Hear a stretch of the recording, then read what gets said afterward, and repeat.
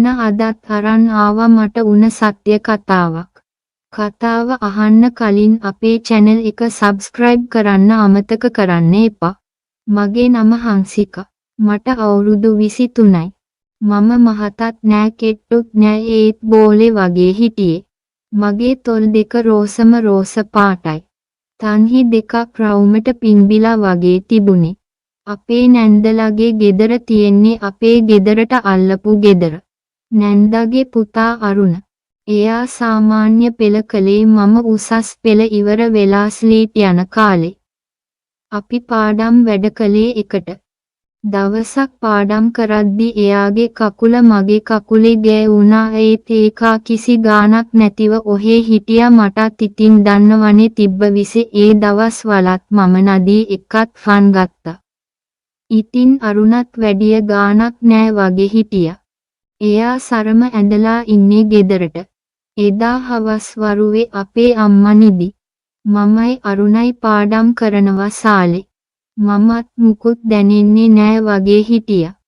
ටිකකින් තේරුණා අරුණ ඇගිල්ලකින් මගේ කකුලේ ඇගිලි වලට අනිනවා වගේ. මම අරුණ දිහා බැලුවා. ඒත් අරුණ මල්ලි පොත දිහා බලාගෙන එයා නෙමෙයි වගේ.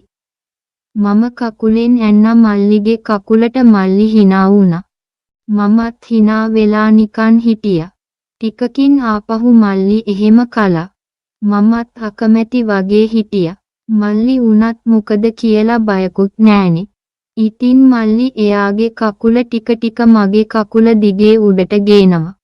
මම කකුල් දෙක ළඟට කරගෙන හිටියා. ඊට පස්සේ මල්ලි මගේ දනිස් දෙක මැද්දට කකුල තියලා මගේ මුණ දිහා බැලුවා. මට තේරුණා මල්ලි ඇස් දෙකෙන් අහපු දේ. මම කකුල් දෙක ඈත් කළා.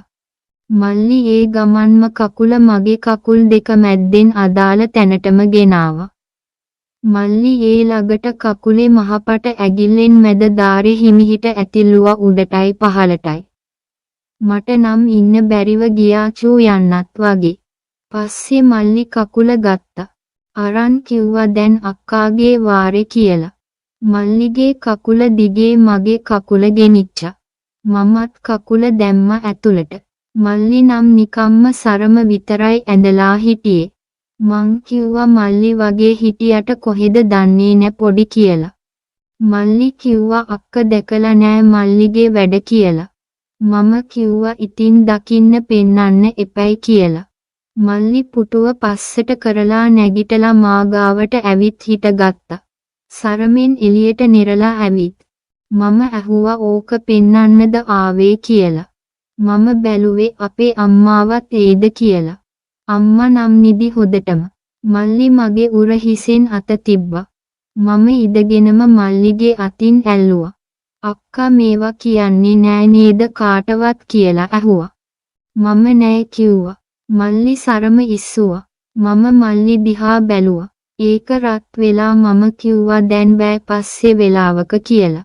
මල්ලි අනේ අක්කේ දැන් මොකක් හරි කරන්න ඕනේ මම පවුනේ කියලා.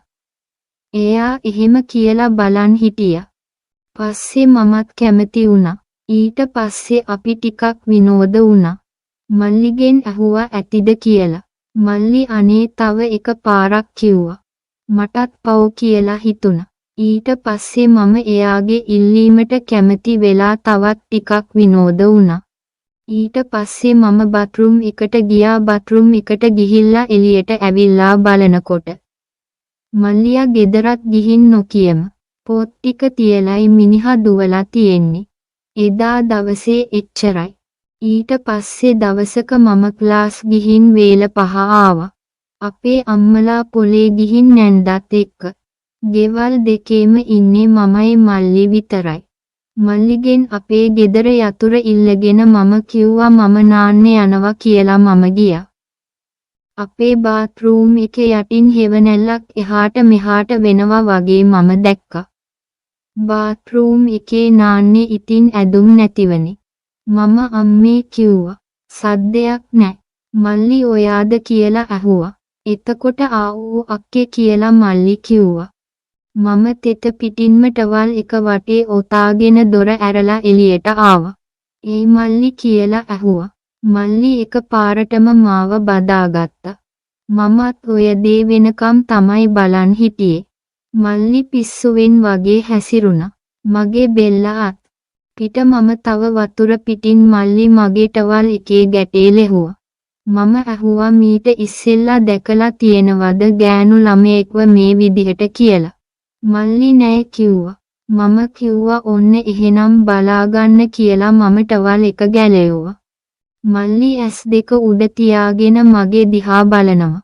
මම මල්ලි ළඟට ආවා. ඇවිත් මල්ලිගේ අත් දෙකෙන් අල්ලගෙන හිටියා. මටත් ඉන්න බෑ පුදුම සනීපයක් දැනුනේ. ඊට පස්සේ මම මල්ලිත් එක්ක හිතේ හැටියට විනෝද වුණා. ඊට පස්සේ මමත් ඔක්කොම හොදගෙන නාලා ඉවර කළා. අම්මලා ඊට විනාඩි 15කින් විතර පස්සේ වගේ ආවේ.